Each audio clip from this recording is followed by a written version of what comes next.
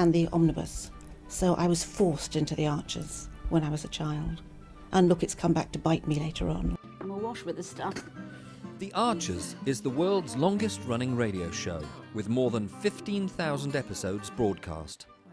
Despite being a rural flavour show, The Archers is recorded in the heart of... Welcome to the Deep Dive, where we really try and take a stack of observations and, well, unpack what's truly going on beneath the surface. You can get under the skin of it. Exactly. And today, we are diving into just a single intriguing audio source. It's a snippet from a recent episode of The Archers.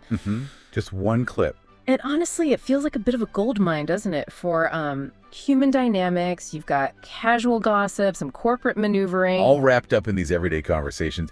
And our mission, really, for this deep dive is to pull out those fascinating bits about how we perceive people. Yeah. How quick we are to judge, maybe. Yeah. And how intentions, you know, the genuine ones and the hidden ones, can sort of ripple out through a whole community. So, yeah, let's peel back those layers. Shall we start with the first impressions? Let's. It kicks off almost straight away, doesn't it? Yeah. This assessment of George's new girlfriend. Yeah, before anyone's even met her, Emma's initial thought is apparently a bit Barbie. Which, okay, paints a picture, but then it gets immediately corrected. Yeah. More Kardashian.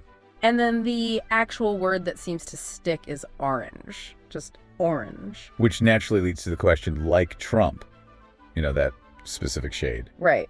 But the clarification comes quickly. It's just not the natural color you could be in our English climate without a little help. A bit pointed, maybe. Just a touch. And what's really striking is nobody's met her, but the relationship, oh, it's already very serious, according to Brad. And then that gets confirmed by George and Amber. So the narrative is set, isn't it? Completely. Based on, well, whispers and descriptions. It really shows how much of what we think we know about someone can come from secondhand info, right? Definitely. Perception formed before the person even walks in the room. It's fundamental, I suppose. Yeah, it really is. How reputations get built, or maybe twisted just through the grapevine. Okay, so moving from gossip about a newcomer to someone everyone thinks they know really well, Martin. Ah, Martin, the walking storm cloud. That's quite the description, isn't it? The chance of thunder, always possible. And the perception is he takes out his annoyance, particularly with Justin, on, well, pretty much everyone else.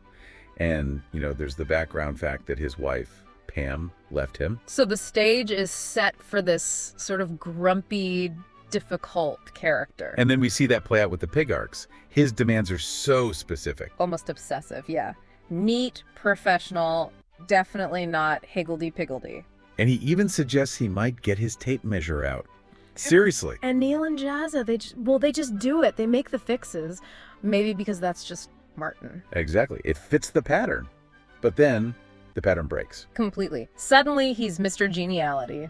Turns up with cakes for everyone. Cakes and spouting lines like, teamwork makes the dream work. I mean, talk about whiplash. From Stormcloud to inspirational poster. It's a huge shift. And immediately, everyone starts trying to figure out why. They notice the little things, the haircut, the jeans instead of a suit. Someone even thinks he's lost weight. And the theories start flying. Oh, they really do. Jazzer's first thought, it's a cult. A cult. Seriously. Yep. Those wide-eyed happy types that don't blink. He reckons a newly divorced bitter man is like prime recruitment material. Wow. Okay. And then he pivots slightly. Maybe it's the classic signs of a new lady friend. Ah, the other classic explanation. And he's got the clincher. If he changes his car, I can guarantee it. Right. But someone else pushes back, thankfully, asking, since when does a haircut and a pair of jeans equal joining a cult? Which is a fair point. Yeah. It's fascinating, though, how we jump to these big, dramatic explanations for change, isn't it? Instead of just, maybe he got a haircut. Or decided to wear jeans. Or is just trying to be, I don't know, nicer. Our minds love a narrative, I suppose. Especially when someone acts out of character. We need to explain it, and often the gossip mill provides the easiest, if not the most accurate, story. Okay, so from personal perceptions and changes, the conversation shifts to something bigger, Justin's legacy project. Yeah, this is framed as very high-minded, philanthropic, doing something for the good of the people and the planet. And Lillian sees it that way too, right? Like taking over her mother's mantle. Good intentions all around, supposedly. Supposedly. But the reaction, Not quite universal applause. No, far from it. Stellan Brown apparently hot-footed it out of sight just to avoid Lillian. Ouch. And then nieces and nephews are upset. The BL board, the Barrow Estate board, presumably is full of denters. Denters. Dissenters. Love that term. Me too. They're vocally opposed. So it's clearly not smooth sailing, despite the good intentions. But Lillian seems unfazed. She mentions dealing with vociferous denters before. Yeah, she brings up past battles. Beechwood, the EV charging station. She's clearly got experience with this kind of opposition. Yeah, and she sounds confident she can handle Martin. Specifically, history there, perhaps. It certainly sounds like it. It shows how past conflicts really color current situations, doesn't it?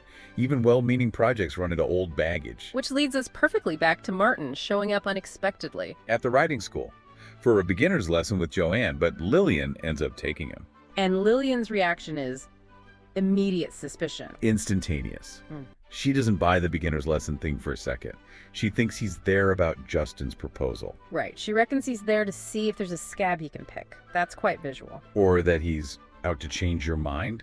She's basically gearing up for a fight before the lesson even starts, planning to give him a piece of her mind.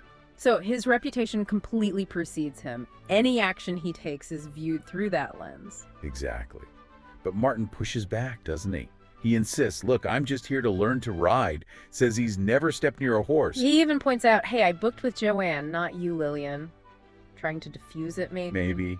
Or just stating a fact. Yeah. But it leads to this really awkward back and forth, her accusing, him denying. Until Lillian eventually apologizes, and Martin's response is just, watered into the bridge, a bit dismissive.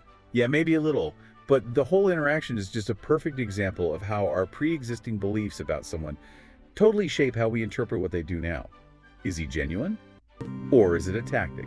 Lillian defaults to tactic. Okay, so the lesson actually happens. Martin's on his E's. There's talk about core strength, smooth dismounts. And then the dismount itself. Not so smooth. No, he tugs the saddle, slips, catches his ankle in the stirrup, lands awkwardly. There's an ow. A definite ow. And his very first thought, almost before the dust settles, is damage control.